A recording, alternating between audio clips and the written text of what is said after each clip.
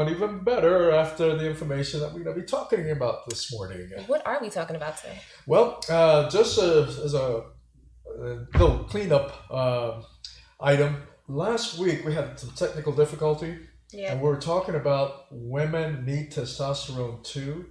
But the last 10 minutes or so of our discussion got cut off. So I wanted to kind of recap some of that for the people that had tuned in last week and also for those that are tuning in now. Because many of the people listening up don't know that women need testosterone too. This is true. So I'd just like to cover a few things and then we're going to get into men's health for longevity. Okay. Did you know the life expectancy of women in this country? You know what it is? No. What age? Give me a number. I'll give you about 90. Nah, believe it or not, we're going to do a follow-up feature on women's health for longevity. It's 81. Wow. I wasn't too far off. Now, so what is it for men? 70.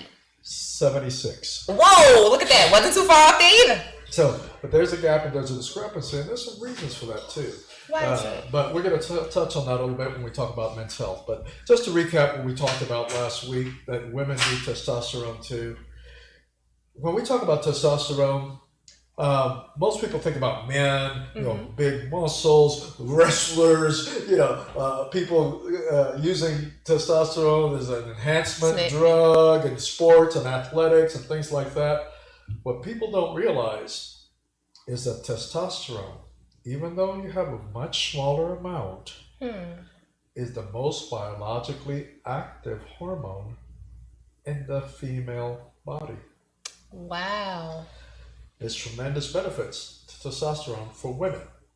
And most women don't think about testosterone. You know, that if you're going through menopause or you have some hormone issues, they always check your estrogen because that's the main hormone for women in terms of quantity that you have in your body. Yep. But this little bit of testosterone that you have is also very biologically active to help you feel good.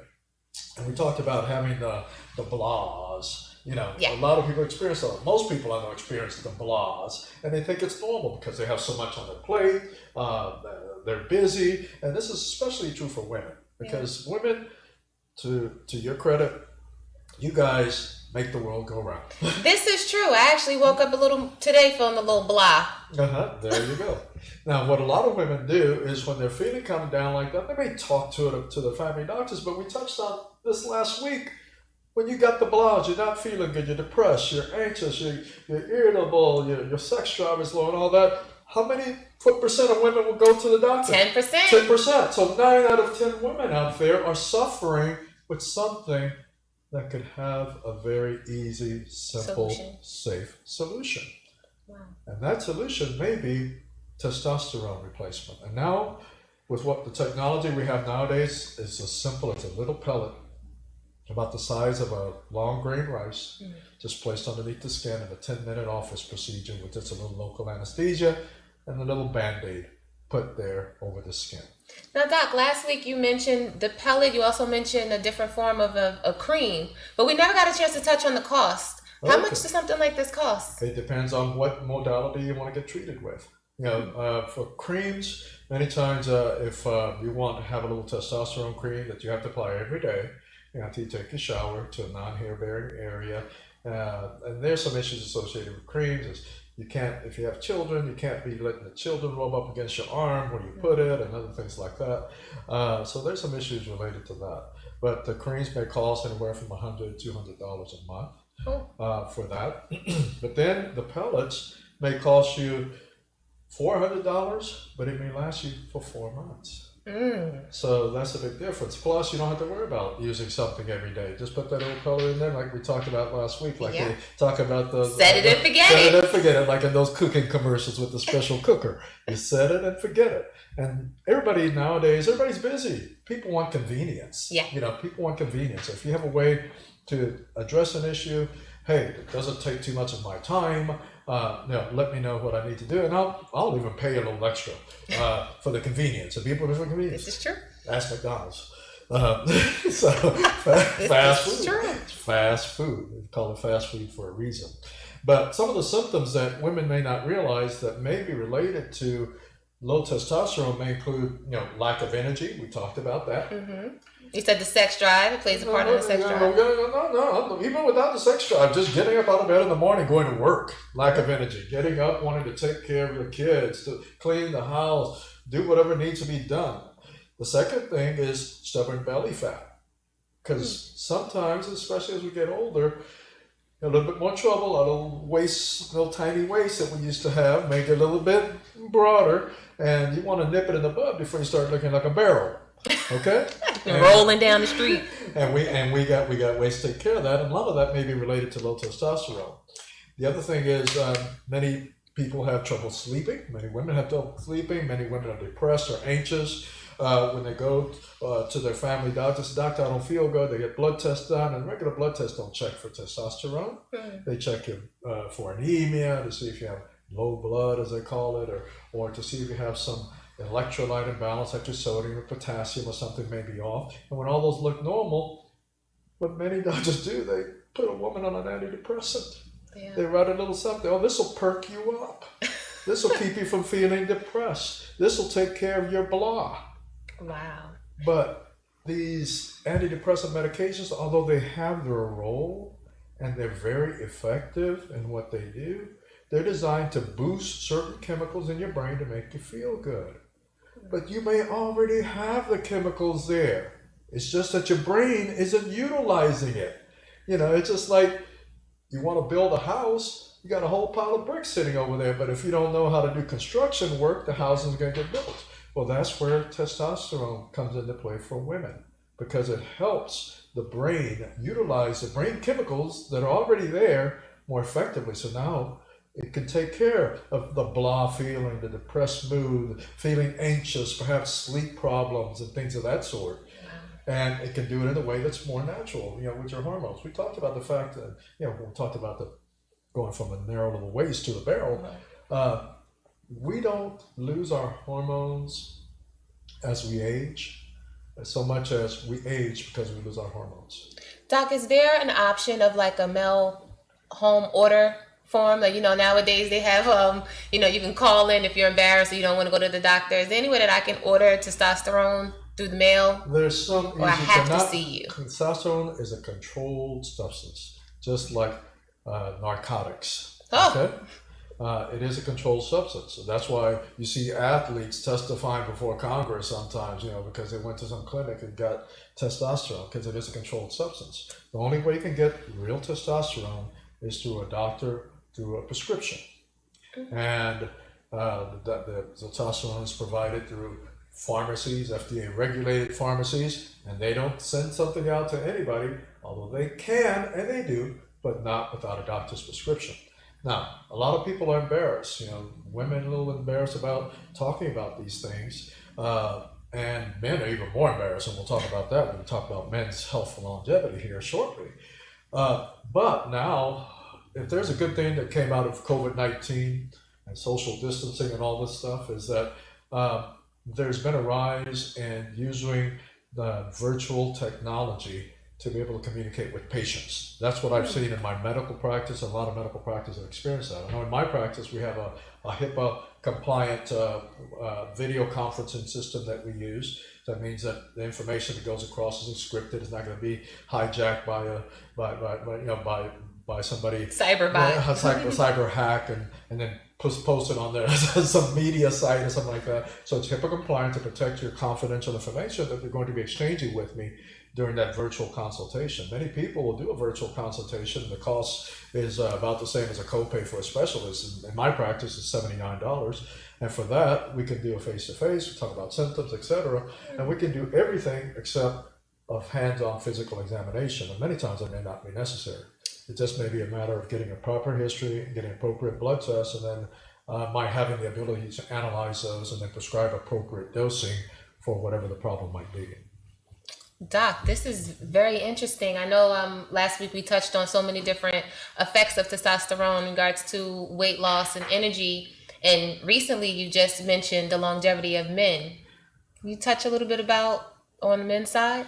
Well, before I jump over to the men's side, I didn't want to put you off. But a common problem that women experience is that decreased libido. They just aren't in the mood to be having sexual relations. Well, could it just be your husband's getting on your nerves? Oh, this was that simple. No, testosterone, a little bit of testosterone can help improve your sex drive. That's especially true for women as it is for men. Okay? So just that little testosterone pellet, boop, just placed under the skin, 10-minute office procedure can restore a dynamic sexual relationship with your partner as well. Okay? So let's segue over into men's health. Men, we're more complicated in terms of our health and things like that. The reason that 65, 75% of all healthcare decisions in the family made by women is because men don't want to make them. This is true. We put things off. We are reluctant because, I'm a man, this doesn't bother me. I can deal with this. We're reluctant to talk about issues. Sometimes we're ashamed. Like, for example, the case of decreasing sexual performance. Most men don't talk about, and then women talk on any levels. Men talk in a barbershop. You're not going to hear the guy in the barbershop talking, "Hey man, I just can't get it up anymore." No, they all have stories that they tell. "Hey man, whoa, I used to," and it's always an exaggerated story, but they're not down to earth, and they're not open about symptoms that they have.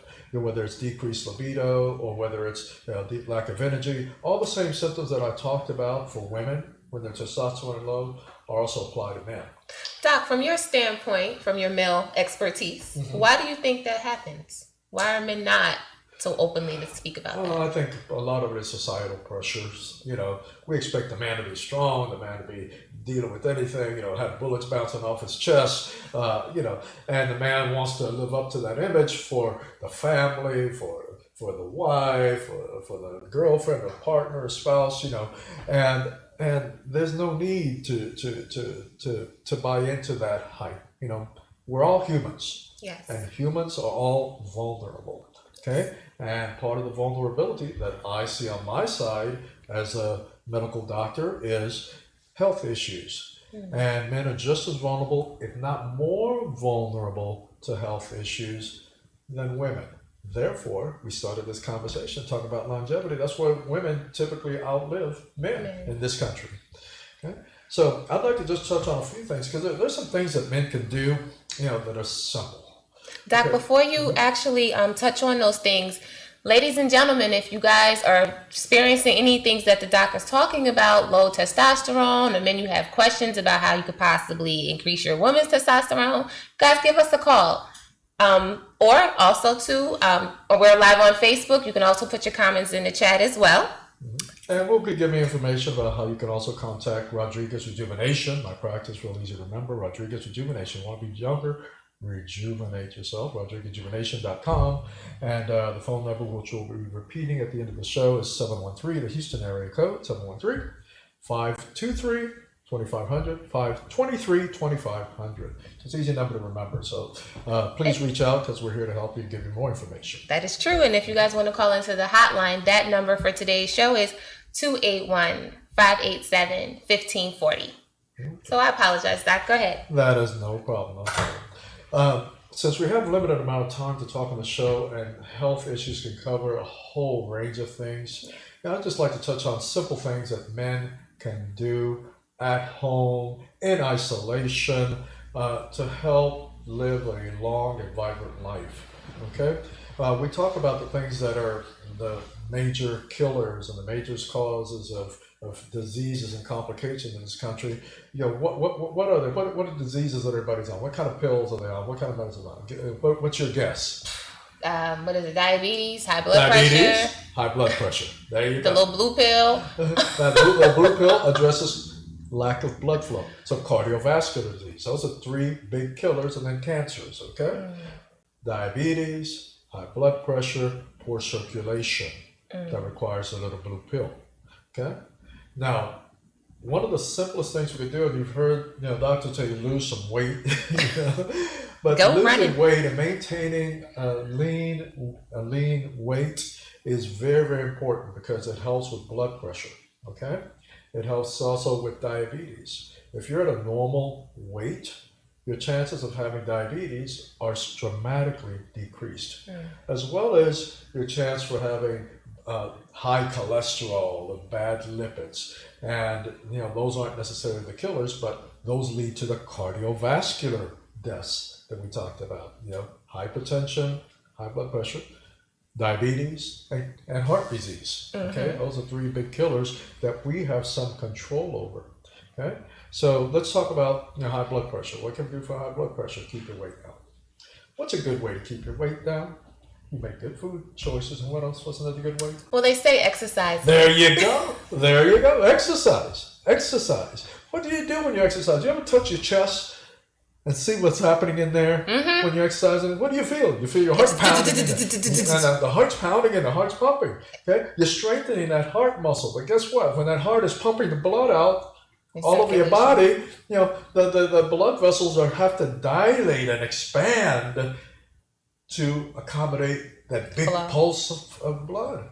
So your blood vessels are constantly staying pliable, expanding, inflating, and so that when you're resting, those blood vessels are also flexible and pliable, and they now build up a bunch of pressure, which is the hypertension. Hypertension involves giving medications that make those blood vessels artificially dilate and plump up, so that the blood can pass through without a bunch of pressure. The little blue pill does the same thing. It helps to cause the blood vessels down there in little willy, where the circulation has gotten bad, to artificially, temporarily dilate. Just like high blood pressure medicines. Temporarily. That's why I got to take your blood pressure medicine every day, or even twice a day, because it only temporarily makes those blood vessels compliant, is a medical term, which means that they're more relaxed, so that the pressure doesn't build up in the air. How detrimental would it be for someone that constantly takes the little blue pill? There's a joke that men say at the end of the infomercial that says, if you have an erection longer than 4 hours, call a doctor. And some men are like, I'm not calling no doctor, I'm staying with her all night. So, I don't have that experience in regards to knowing any men that's taken them, but it's a curious factor. Can you become addicted to the little blue pill? That's the first question. Okay, that's question number one. Okay, and then the second question is it a moment that the blue pill will stop working? Okay, those are two excellent questions. And a lot of the men that come to see me because they're having issues with erectile functioning, I like to say erectile function. I don't like to put it on them already, erectile dysfunctioning. It's just you don't want to stamp it. Or I like to call it erectile not functioning like it used to function. But erectile function issues is that some men, they don't become resistant, but the little blue pill just doesn't work anymore. Now, we have some other alternatives that are similar to the little blue pill that actually cause similar dilatation. And sometimes men have to switch from one to another and, another little pill just to be able to function in the bedroom. Wow. So that's an answer to one of your questions. Now, is it addictive? If having good sex when your partner wants it and being able to perform is addictive? Yeah, it's addictive. Psychologically, but not physically addictive. Okay. All right. So, we touched on high blood pressure, diabetes also. When you maintain a healthy weight, it's less likely that you're going to have high blood sugars. One of the things that helps to keep your blood sugar low, because it requires you to use up the blood sugar in your body, is let me know. Exercise. No. Because the exercise I have in my head may not be the gym exercise that you're speaking about. Any kind of exercise.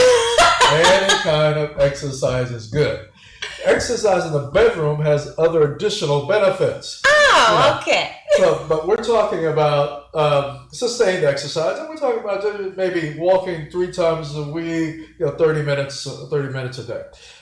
Most people that I know aren't going to be banging it for 30 minutes every day. Okay? No matter how much they, especially the man at the barbershop, no matter how much they brag about it ain't happening. Okay? It just doesn't work that way. Okay? So, but exercising regularly does burn calories, and it does cause your body to utilize glucose or blood sugar effectively, and it keeps your blood sugar low. Okay, the minutes that you spend, active in the bedroom, that helps. Yeah. Okay, but that also has some other health benefits. I'll just touch on here very briefly. A problem, an issue that men have as we get older is our prostates become bigger. And it's called benign prostatic hypertrophy. And it can lead to symptoms like having to get up in the middle of the night to go to the restroom, or difficulty getting a urine stream going when you go to the bathroom and things like that, because the urethra, the little tube that drains the bladder, goes through the prostate. So if the prostate is enlarged, it makes it more difficult to urinate sometimes, okay? One of the good things about performance in bedroom is that repeated ejaculation helps prostate health. There's some studies that suggest it may even decrease your chance of prostate cancer, which is very common cancer, especially in the African American population, for example. Some groups are higher at risk than others. But frequent ejaculation may help the health of the prostate. Doc, I think you just gave a bunch of men excuses to run home to their wives and girlfriends and say, hey, baby, I need your help with eliminating or decreasing my prostate cancer. Hey, that'll work. Whatever works. Okay? Whatever works. I told you, you come to this show, when you come here every Wednesday morning, you're going to get information that you can take home, use it, take it to the bank. You're going to have a lot of people calling up here, Doc, I'm tired. So anyway, so that's so we talked about two of the killers, the hypertension, high blood pressure, diabetes, and then also the cardiovascular health that we talked about in general. Once again, that relates to exercise. That can keep your heart healthy, can keep your heart with good blood flow in it. It can help your whole body with good blood flow, including down there where you may have erectile issues. So exercise is something that you can't get around. A lot of people, don't like to do it. They don't have time to do it, but it's an important thing to do. I'm one of those people, Doc. Yeah, my dad, he lived to ripe old age. He was 89 when he passed away, and the thing that kept him alive, because he used to eat terrible. He would eat junk food. He would eat stuff out of the can, frozen dinners. He would eat terrible and all that. Wow. But he never learned how to drive. Because whenever his brother-in-law tried to teach him how to drive, or a friend or somebody teach him how to drive when he was younger, he would be telling the instructor, well, I don't think it should be that way. I think it should be this other way.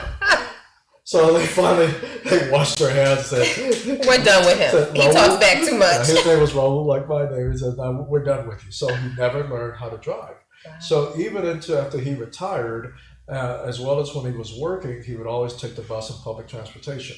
So he would walk 3 or 4 miles every single day. After he retired, his job, as he would call it, would be to clip coupons and then wait for the sales at the stores to see what went on sale that he had a coupon for. And then he'd go there with the coupon and he'd get, cans of, peas. Instead of paying the 50 cents a can, he'd get them for like 5 cents a can. Okay? Smart man. Smart man. So you would see this little old man carrying cans of vegetables in his hands. Over here on the left hand, he may have 10 cans of green beans or whatever. On the right hand, 2 gallons of milk and maybe some other stuff in the bags with him. Carrying those, walking down the street to go catch his bus. Wow. So he would put in several miles a day going from one store to another, and then he would leave little coupons, give extra coupons that he clipped. He would give those to the people who worked at the store. Those were his friends. Servant leader. Okay. But the thing that kept him going, in my opinion, was the fact that he exercised regularly every single day of his life. And he did it because that was his lifestyle. He had to, because he didn't drive. Driving. Okay? So I remember seeing a show a long time ago. They had a couple of old guys on a show, one of these shows, the morning talk shows, and they even had a book, and they talked about how exercise was even more important than eating properly in terms of longevity. So, if we men want to be proactive, and the things that I talk to you about are not difficult things to do, but, they have an expression.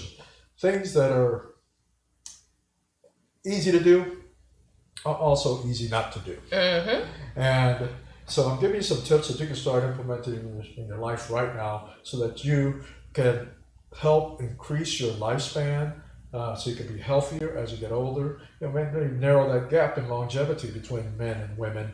And that occurs for multiple factors, including the fact that men neglect their health more and they neglect to do these things that we shared and talked about on the show this morning. So, ladies, if you're out there listening, share this information with your men, because men aren't going to come and talk to you too much. We're not talkers like that. Yep. But, share the information with your family members, mothers, sisters, brothers. Get this information out to people, because there's some things that we can be doing that don't involve going to the doctor. It's just a matter of being a little bit more proactive with our health and the things that we have control over. Speaking about being proactive, Doc, really quick, some people don't like to exercise. Like I said, I'm one of them. However, I would prefer to do some type of activity. So for people that wants to be active, do you think substituting exercise with an activity can be beneficial as well? As long as the activity is exercise. I mean, golfing, it's not much exercise. You get to jump on a golf cart. But if you put your bags over your shoulder and you walk to the next hole, you're getting exercise when you're out there golfing. So even with things you don't consider exercise activities, there could be fun activities that you do. You can substitute. Roller skating. You like roller skating? I love That's skating. a great thing to do. That's something that was real popular when I was a kid, and they still have rinks that are open. That's something you can do. It's inside. It's air conditioned. Just going to the mall is the easiest, the simplest thing. A lot of old people do that because it's safe, it's air conditioned. Just keep walking. It used to be safe. Right now we have a situation in the world, so the malls might be closed a little bit longer. Well, the malls will still be open. You can walk around in the malls and not keep you from going in there. Now, the stores may be limiting the people coming in, looking at the clearance rack. Yeah. Okay, but most places now are starting to reopen. So as long as you maintain social distancing, and I've seen people riding their bikes down the street with masks. That's not necessary. Okay, but when you are in close quarters, when you have people that are interacting with one another like that, the masks are important, and you can get your exercise even in public places now. And even the YMCA has opened up now, although they have limited number of people that they're allowing in and out. Well, Doc, thank you so much. We're getting ready to wrap this up, but what are some key factors that you would like people to take away from today's episode? Well, the key thing is don't be afraid to discuss your issues. Women, you have issues. You guys talk, but many of them, 90% of you don't seek solutions. As Sierra pointed out earlier, we have simple solutions. Rejuvenation specializes in those types of solutions to help people look younger and feel younger inside and out. You can always contact us through our website, rodriguezrejuvenation.com. You can also follow a lot of the things that we do, especially the cosmetic surgery things that I do on our Instagram page. We have a lot of videos there as well. And always, you can set up a virtual consultation by calling our number at the office, 713 here in Houston, 523-2500. 23-2500. So easy number. So we're here to help. And what was your website again, Doc? rodriguezrejuvenation.com. Perfect. Well, all right, Doc. Thanks again for another weekly show of your expertise. And you are just a man of the hour, and you're definitely appreciated by the community. Well, thank you very much. It's our pleasure to share this information with our listening and viewing audience every week. All right. Well, guys, next up is Conscious Conversations with Sierra Ross. And again, I would like to thank Dr. Rodriguez. We'll see you soon.